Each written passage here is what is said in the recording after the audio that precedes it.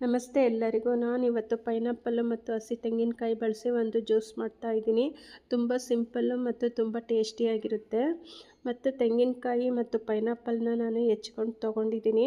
First ತೆಂಗಿನಕಾಯಿನ ರುಬ್ಕೊತಾ ಇದ್ದೀನಿ ನೀರಾಕಿ ನುಣ್ಣಗೆ.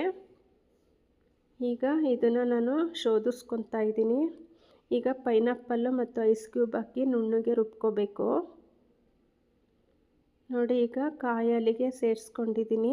1/4 ಸ್ಪೂನ್ ಬೆಲ್ಲ ಹಾಕ್ಕೊಂಡಿದ್ದೀನಿ. ಈಗ ಜೀರಾ ಮತ್ತು ಪೆಪ್ಪರ್ ಪೌಡ್ರ್ ಹಾಕ್ಕೊಂಡಿದ್ದೀನಿ. ಚುಟ್ಕಿ ಉಪ್ಪು ಹಾಕ್ಕೊಂಡು ಮಿಕ್ಸ್ ಮಾಡಿಕೊಂಡು ಈಗ ಸರ್ವಿಂಗ್ ಗ್ಲಾಸಿಗೆ ಸರ್ವ್ ಮಾಡ್ತಾಯಿದ್ದೀನಿ. ತುಂಬ ರುಚಿ ಇರುತ್ತೆ. ಈ ಥರ ಬೇಸಿಗೆಯಲ್ಲಿ ನಾವು ದಿನನಿತ್ಯ ಈ ಥರ ಜ್ಯೂಸ್ ಕುಡಿಯೋದ್ರಿಂದ ನಮ್ಮ ಬಾಡಿನೂ ತಂಪಿರುತ್ತೆ, ಆರೋಗ್ಯನೂ ವೃದ್ಧಿಯಾಗುತ್ತೆ.